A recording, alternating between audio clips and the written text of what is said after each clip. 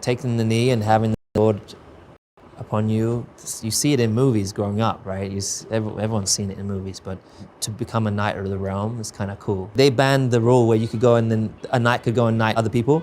Because man, I'd just be like, hey, you're knighted. Be going around to people with a sword. Which one do I press?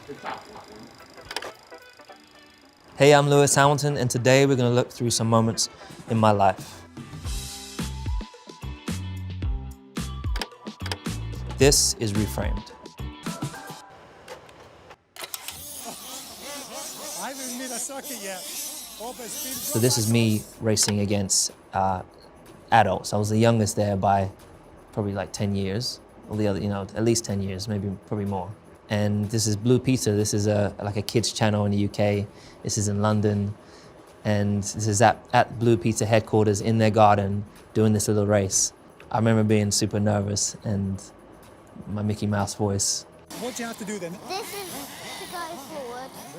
You can see in my eyes, I'm just super focused. I think that's just how I've always been. The reason that I've been able to do what I do is because of those experiences, and I think that's the same for all of us, right? That has sculpted us and molded us into the people we are today. I think there was a lot of, at school and even at races, just parents telling, there's no way you're gonna be a racing driver. You ain't got what it takes. Teachers telling me that you're never gonna be good at anything. When I look back now, I think, wow, those teachers must have been going through a lot to have projected that onto a young kid. This is 2007 in Montreal. I have just arrived in Formula One as a McLaren driver, literally living our dream. I think this must be 6 races in, something like that. And I was up against a 2-time world champion. Long story short, basically they would divide the cars. One car would have slightly heavier fuel. They would put in all their money on the champion that was racing for the team to take them to the championship. But I was quick and I was fierce and I was hungry. And I remember standing on the podium, just the happiest that I'd ever been. And I remember looking down and seeing my dad smile. And that was the day that I knew that we had made it, That's the day I knew that I solidified and justified all the sacrifice that he had put in. I hadn't had a lot of embraces from my dad. He was a very tough father and he found it generally quite difficult, I would say, to show affection, right? Because he had to be the strong one, and at the time probably was like any vulnerability is weakness, So yeah, damn, I needed a hug from my dad so bad. So I remember it like it was yesterday. In England, it's a huge thing. It's the biggest honor you can really receive. I got a call from Downing Street. They wanted to know if I would accept it. When you have something as incredible as a sir in front of your name, things are different when you walk in a room. When I had signed in 1997 and I went to McLaren, Prince Charles came to open up the factory. And that day I remember having my go-kart and I was sitting there and Prince Charles knelt down next to me and spoke to me. And I was like, hey, I'm Lewis Hamilton. One day I want to be a Formula 1 world champion. When I stood up, he's like, it's been a long time since I've seen you, you've come a long way. And I'm like, yeah, it's honored to see you, Your Highness, and thank you so much for having me and my family. This gesture, and I know just telling him how grateful I am for this moment. You kind of keep it short because he's got like other people to get through.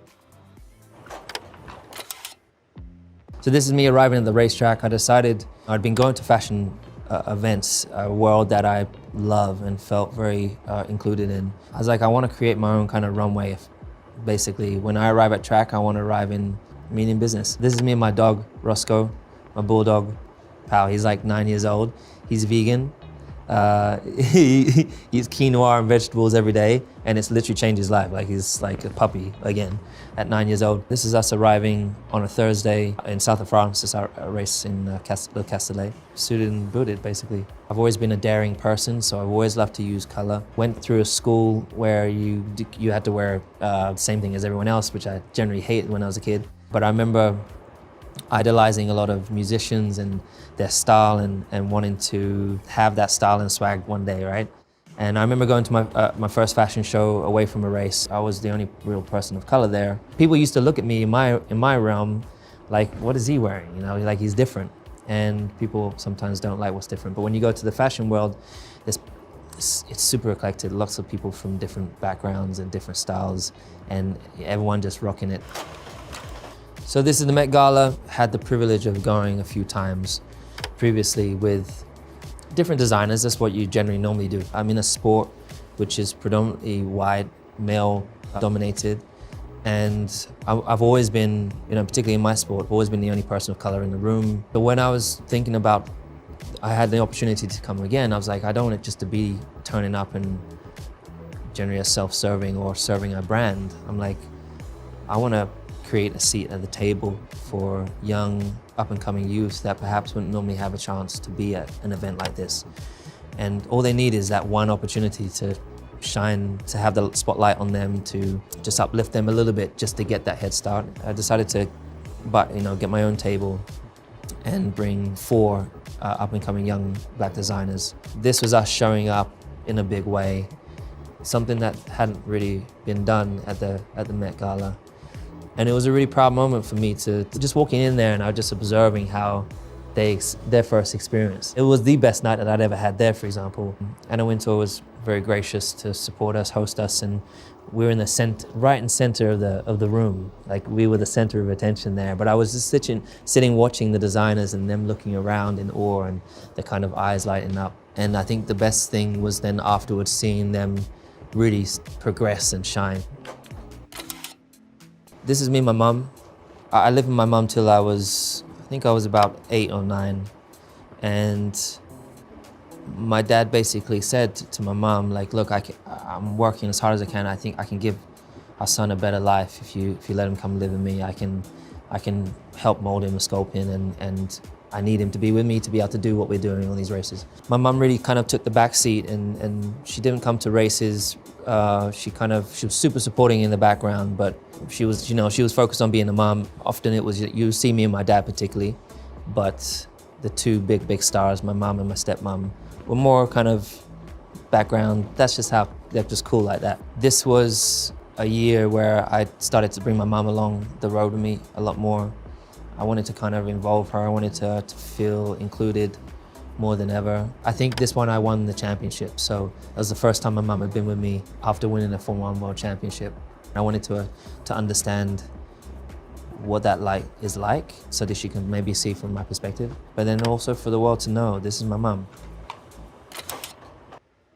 I started racing when I was 8, so I was 10 here, and I just won the British Championship. And this was a real epic and proud moment for me and my father, particularly because we had struggled financially to be racing. My dad had 4 jobs, and they had remortgaged the house. My stepmom, Linda, and my dad, Anthony, had put all the money into the racing. This is the actual kart that I won the championship on. And there's a few stickers that I put those stickers on myself. If you look at this photo, for example, like the helmet, I remember we couldn't afford to pay a helmet painter to do the design. So me and my dad went down to the DIY store.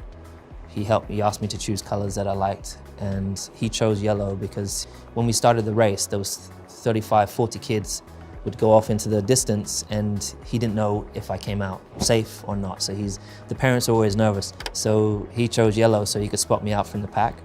And then I chose the blue, red, and green, and he painted it in the garage or in the shed. Those experiences in karting, it's the grassroots, is the most important foundation from a racing driver's point of view. That's where you learn to handle yourself. That's where you learn to get your elbows out. That's where you learn all your racecraft. During that time, firstly, we're the only black family there, and then secondly, we're fighting against, in the championship, against a kid who had a very, very wealthy family. He was from a very, very wealthy background. But this kid had like 2 mechanics, best karts, best engines, and then it was just me and my dad out the back of our trailer doing our own, mechanicking. I was mechanicking my wheels. He had to win the last race, and I think I had just to finish 5th or something like that.